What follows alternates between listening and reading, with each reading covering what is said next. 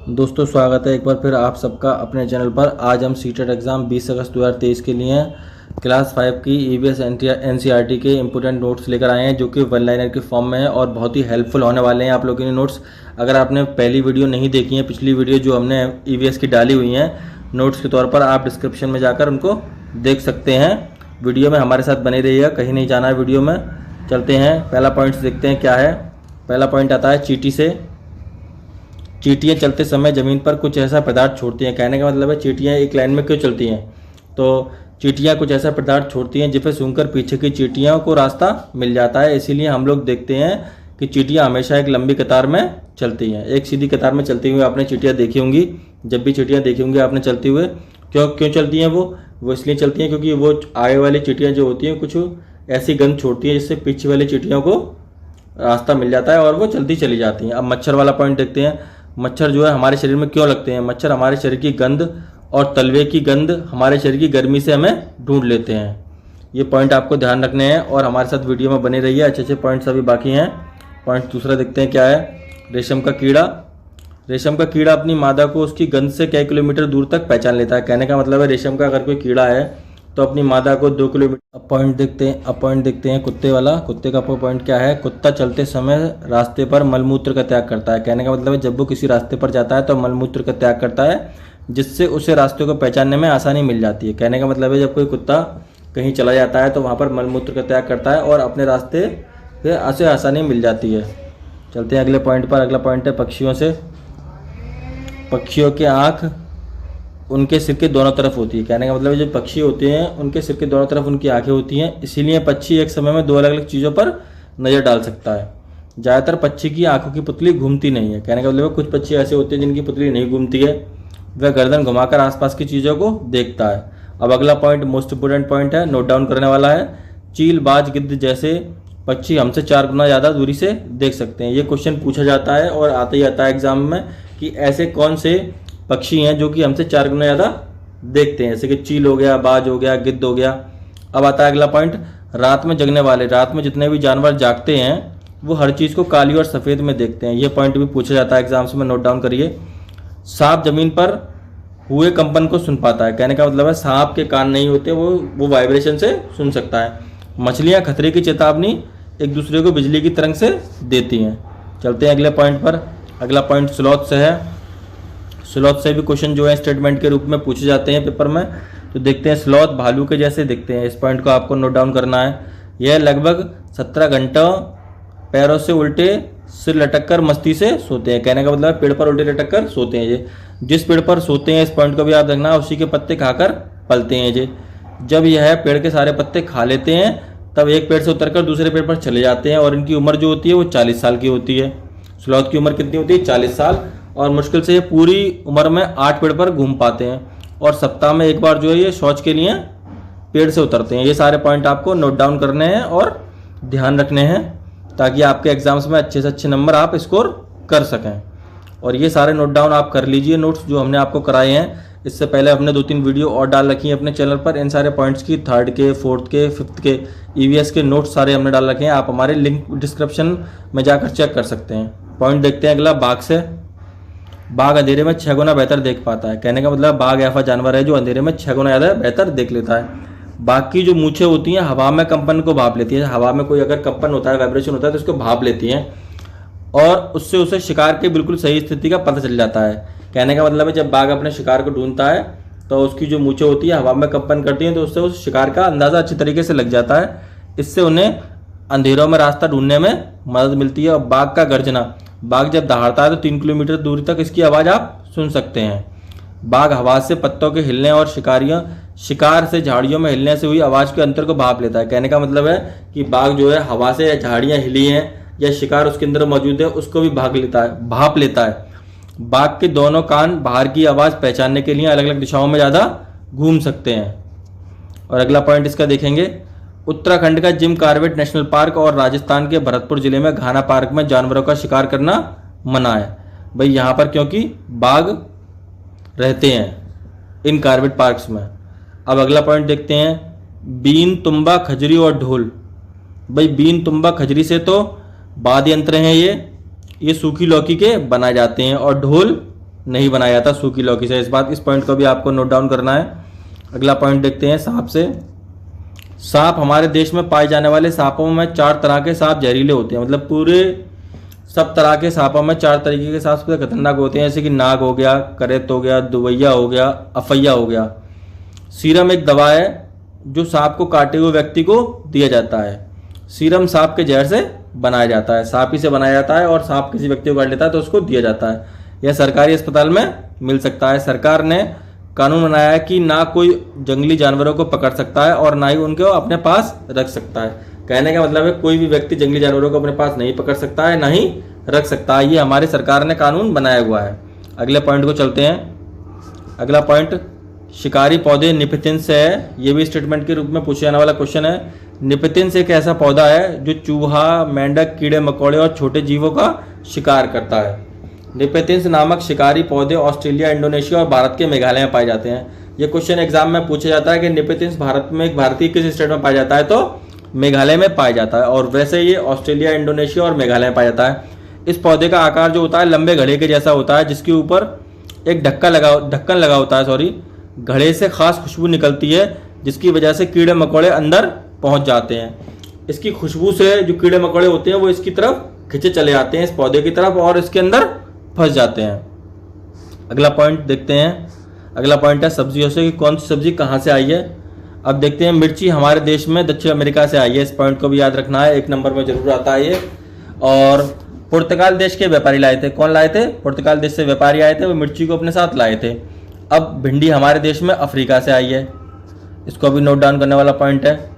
और हमारे देश में गोभी और मटर कहाँ से आए? यूरोप से आए हैं। और सोयाबीन हमारे देश में चीन से आई है, चीन से सोयाबीन और कॉफ़ी। अगले पॉइंट को देखते हैं। अगला पॉइंट है अलबरूनी से। अलबरूनी से भी क्वेश्चन बनता है। 1000 से भी ज़्यादा साल पहले एक यात्री भारत आया था। मतलब एक विदेश के यात्री थे, भारत आए थे, जिनका नाम अलबरूनी था। अलबरूनी कहाँ के रहने वाले थे? उज्बेकिस्तान के रहने वाले थे, और भारत आए थे। राजस्थान में ये जैसलमेर के अंदर रहे थे, और उन्होंने कई जगह का भ्रमण किया था, और उन्होंने तालाब के बारे में ज़्यादा बताया था। भारत के तालाबों के बारे में उन्होंने लिखा है। इनकी एक बुक है जिसमें इन्होंने सब कुछ भारत की यात्रा कर कर सब कुछ लिखा हुआ है। और चलते हैं अगले पॉइंट पर। अब अगला पॉइंट आता है मृत सागर से। मृत सागर क्या है? मृत सागर दुनिया का सबसे नमकीन सागर है। कहने का मतलब है सबसे नमक वाला सागर मृत सागर है। इसके 1 लीटर पानी में 300 ग्राम नमक होता है। मजे की बात यह है कि मृत सागर में कोई भी डूबता नहीं है, आराम से तैर सकता है, लेटे रहते हैं। अगला पॉइंट आता है दांडी यात्रा से। दांडी यात्रा क्या है? दांडी यात्रा कब शुरू हुई? अब भाई दांडी यात्रा तो आपको पता ही है कि अंग्रेजों के द्वारा आम लोगों के नमक बनाने पर रोक लगा दी गई। अंग्रेजों ने रोक लगा दी कि नमक नहीं बनाएंगे आम लोग। तो महात्मा गांधी ने और लोगों के साथ मिलकर अहमदाबाद के दांडी के समुद्र तट से एक लंबी यात्रा की थी, जिसको हम दांडी यात्रा कहते हैं। और ये 1930 में शुरू हुई थी। इस पॉइंट को आपको याद रखना है कि किस सन में यात्रा शुरू हुई थी। दांडी यात्रा 1930 में शुरू हुई थी। ये सारे पॉइंट्स हमारे एनसीईआरटी सिलेबस के हैं और क्लास 5 के सिलेबस के हैं। आप सारे पॉइंट्स आपने नोट डाउन करते रहिए। चलिए देखते हैं अगला पॉइंट क्या है। अगला पॉइंट है मलेरिया से। मलेरिया कैसे फैलता है? मलेरिया मादा इन्फ्लूएंजा के काटने से फैलता है। इसको भी याद रखना है कि मलेरिया किस मच्छर से फैलता है? मादा इन्फ्लूएंजा मच्छर से फैलता है। मलेरिया खून की जांच से पता चलता है। कहने का मतलब है जब किसी को मलेरिया हो जाता है तो खून की जांच उसको करानी पड़ती है, तब उसको पता चलता है कि मलेरिया हो गया। और जब मलेरिया की दवा दी जाती है वो सिनकोना पेड़ की छाल से बनाई जाती है। और मच्छर के काटने से मलेरिया होता है। इस पॉइंट को याद रखना है। अब कौन सा मच्छर काटता है? मादा मच्छर काटता है, एनोफिलीज। और डेंगू जो होता है वो चिकनगुनिया। डेंगू मच्छर से चिकनगुनिया होता है। इसके अंदर प्लेटलेट्स कम हो जाती हैं बॉडी में। अगला पॉइंट देखते हैं एनीमिया। एनीमिया खून में हीमोग्लोबिन की कमी से हो जाता है। हीमोग्लोबिन मतलब आयरन की कमी से होने वाला रोग है। अब इससे बचने के लिए क्या करना चाहिए? हमें गुड़, आंवला, हरे पत्तीदार सब्जियां खानी चाहिए। अगला पॉइंट माउंट एवरेस्ट से। माउंट एवरेस्ट पर चढ़ने वाली प्रथम भारतीय महिला कौन थी? बछेंद्र पाल एवरेस्ट पर चढ़ने वाली पहली भारतीय महिला हैं। बछेंद्र पाल ने 23 मई 1984 को दिन 1:07 पर 8900 मीटर ऊंची माउंट एवरेस्ट पर कदम रखा था। इस पॉइंट को याद रखना है। माउंट एवरेस्ट का नेपाली नाम सागर माथा है। इसको भी याद रखना है कि माउंट एवरेस्ट का दूसरा नाम क्या है? सागर माथा। अगला पॉइंट देखते हैं अर्जेंटीना। ग्लोब में भारत के ठीक विपरीत ब्राजील और अर्जेंटीना देश हैं। इस पॉइंट को भी याद रखना है आपको। ग्लोब में भारत के ठीक विपरीत कौन से देश हैं? ब्राजील और अर्जेंटीना टूटता तारा को उल्का पिंड कहते हैं, इसको भी याद रखना है, जो पृथ्वी के वायुमंडल में आते ही जल जाता है। अगला पॉइंट देखते हैं आप, चांद पर पहुंचने वाला प्रथम व्यक्ति कौन था। यह भी आपका चैप्टर दिया हुआ है क्लास 5 में एनसीईआरटी में। चांद पर पहुंचने वाला पहला व्यक्ति नील आर्मस्ट्रांग था, जो सन 1969 में चांद पर सबसे पहला कदम रखा था। सुनीता विलियम्स अंतरिक्ष में सबसे लंबे समय तक रहने वाली प्रथम महिला है। इसको याद रखना है कि भारतीय महिला जो सुनीता विलियम्स हैं अंतरिक्ष में सबसे लंबे समय तक रही हैं, वो प्रथम भारतीय महिला हैं। एलपीजी, मोम, कोलतार, ग्रीस जमीन के अंदर से प्राप्त होते हैं। इस पॉइंट को भी याद रखना है कि एलपीजी कहाँ से मिलती है हमें, जमीन के अंदर से। मोम भी जमीन के अंदर से, कोलतार भी, ग्रीस भी जमीन के अंदर से पाया जाता है।